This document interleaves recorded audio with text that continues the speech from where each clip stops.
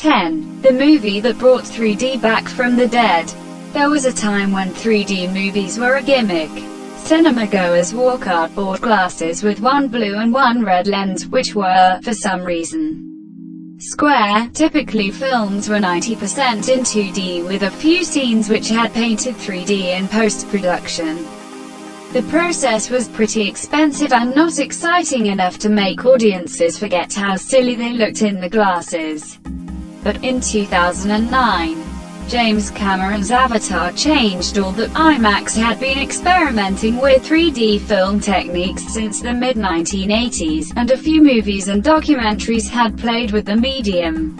Disney, too, dabbled in 3D, but none of the movies that were produced were notable in any way. In 2004, Cameron made a documentary, Ghosts of the Abyss, using his patented reality camera system, with which he and Bill Paxton explored the wreck of the Titanic. That's the ship, not the movie. Inglorious, and rather eerie, 3D. The film was more of a curiosity than anything else. Although the real ship did look unnervingly similar to the film set, but in Avatar, the 3D film really came into its own. Yes, it was extremely expensive to make, but the revenues were enormous, and it became one of the highest-grossing films ever. The story of one man's dilemma over whether to help his employer plunder a planet full of blue people who live in harmony with nature, or whether to escape the shackles of tyranny and his wheelchair and be free, seemed to strike a chord with audiences. Because we've all been there, the success of the movie led to the resurrection of 3D as a film medium, and suddenly every action blockbuster released both 2D and 3D versions, and doubling their revenues. Audiences for 3D movies have begun to decline again in recent years, though whether that is because cinema-goers see 3D as a gimmick, or because they aren't willing to pay more for the seats, is not clear. Time for Avatar 2. 9. This is real footage. From the most costly film on the planet, to the least expensive.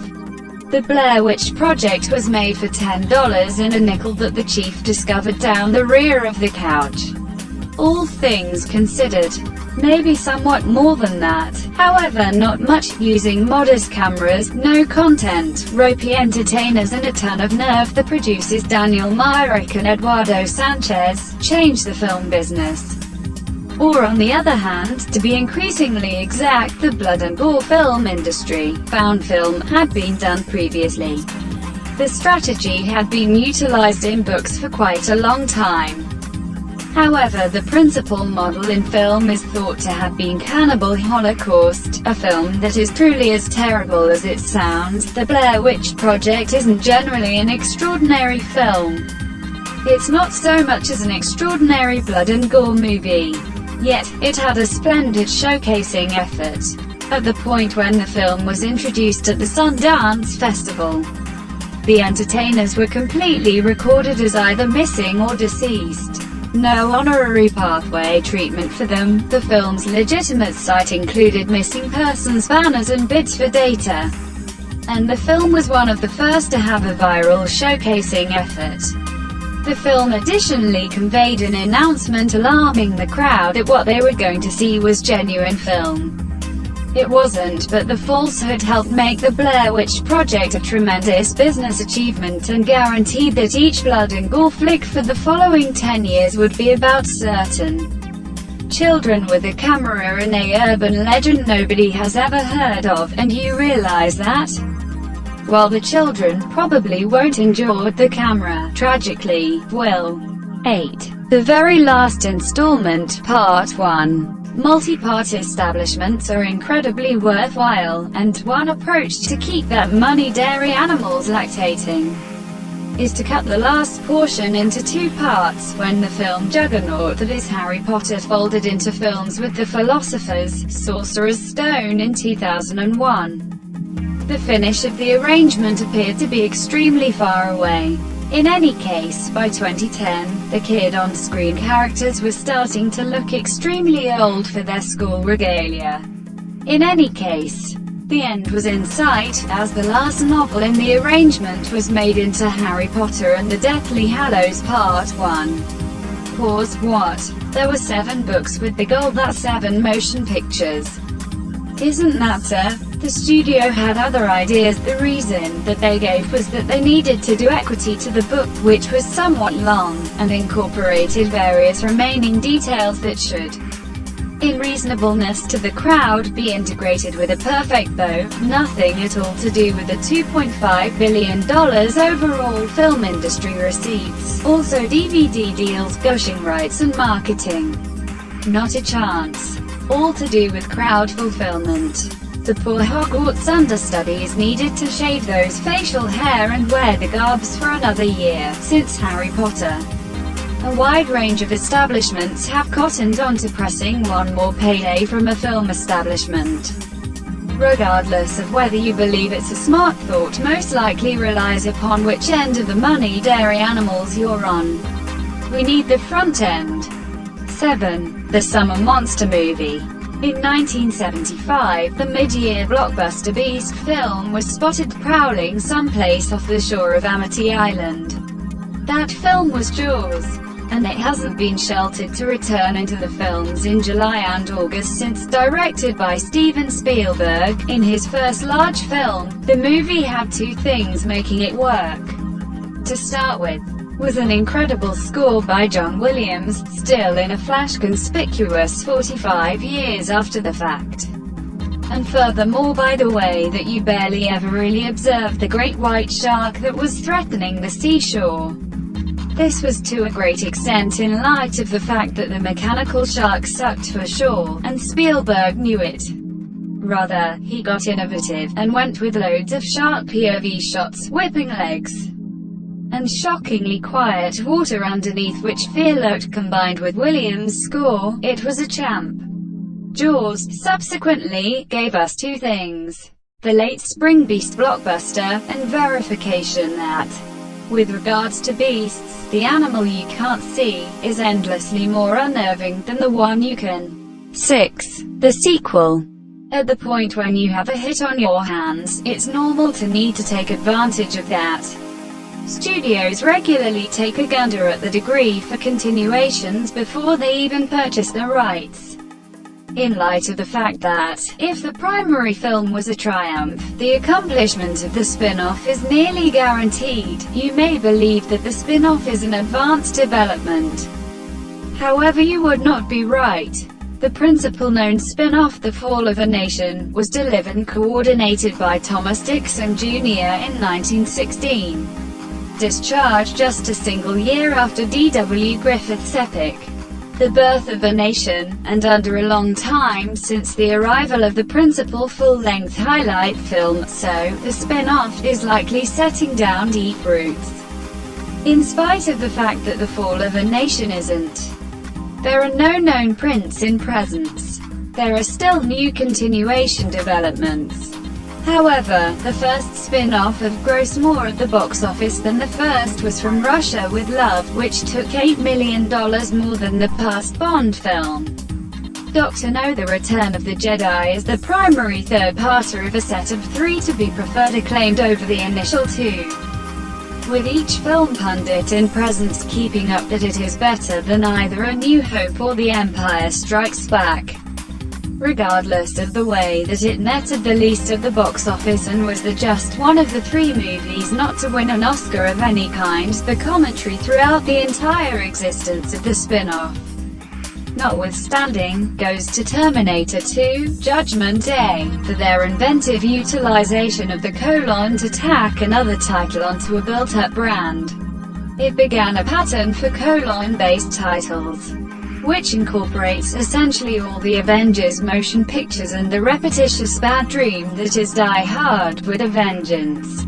5. The film that killed hand-drawn animation. Toy Story, broadly, is the primary full-length activity made altogether by PC Movement. What's more, it was an extraordinary film, made by a little, autonomous organization, named Pixar, in 1995. The film was imaginative, savvy and amusing, and has gotten a standout amongst other cherished activities time. Which is lovely. It additionally spelled the start of the end for conventional movement. Disney, who had made a decent attempt to place a spoke in Pixar's wheel during creation, in the end came round to the advantages of PC movement, and despite the fact that they made a decent attempt to stay with the old ways, the last hand in live-and film was Winnie the Pooh.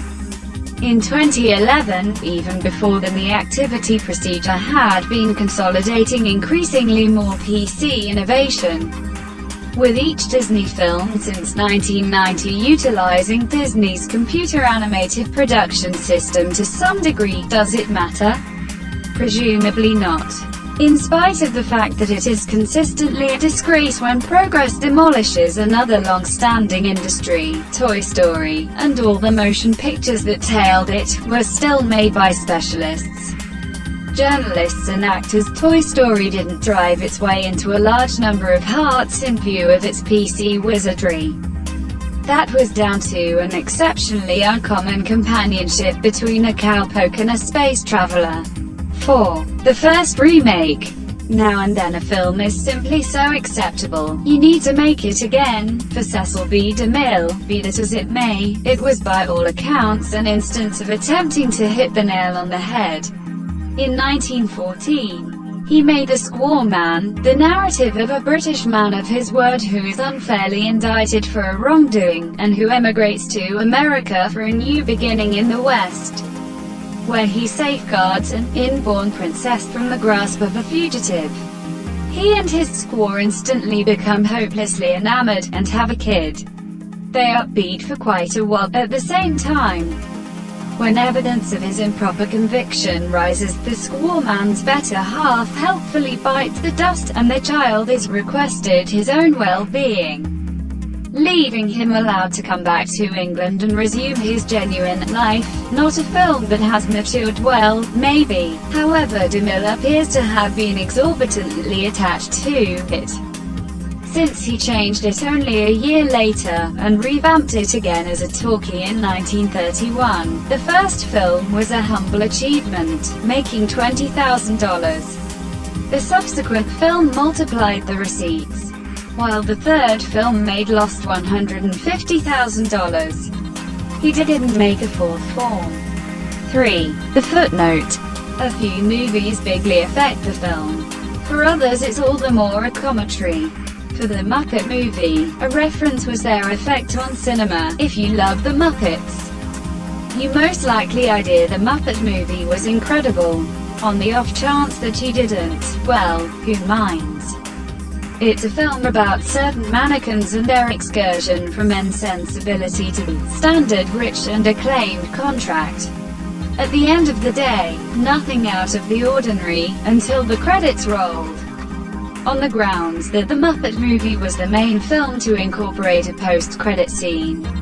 On account of the Muppet movie, this comprised of animal hollering at the crowd to go home, it brought forth a pattern in films with additional scenes after the credits have wrapped up that are totally free of the film, yet which either bother the following portion in an establishment, or include a diverting end scene for those aware of everything, who sit in the film, disregarding staff with container packs holding back to clean the venue before the following showing. Audiences of Avengers: Endgame nearly revolted in the wake of having endured 3.5 hours and 23 movies, endured the long attributes just to find that on this film just that there was no post-credit scene.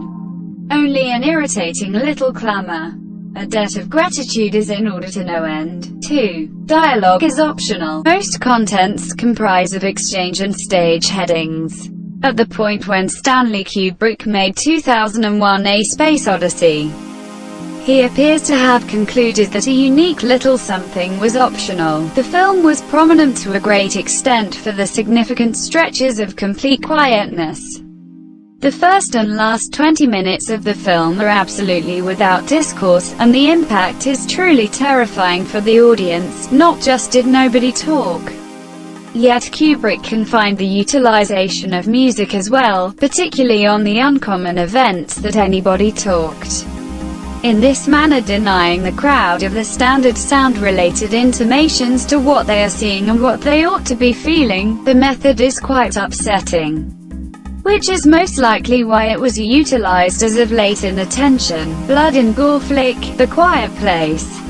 Be that as it may, very few producers have decided to utilize the procedure, since when you remove the exchange and the music, just ridiculously great coordinating will keep crowds in their seats.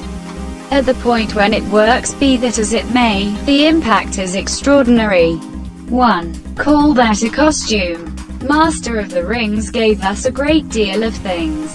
It gave us hobbits, and mythical beings, and diminutive people, and it instructed us that they are not under any condition, something very similar. Who knew? It gave us a totally different attitude toward New Zealand. It gave us numbers, with each film being 3 hours or more.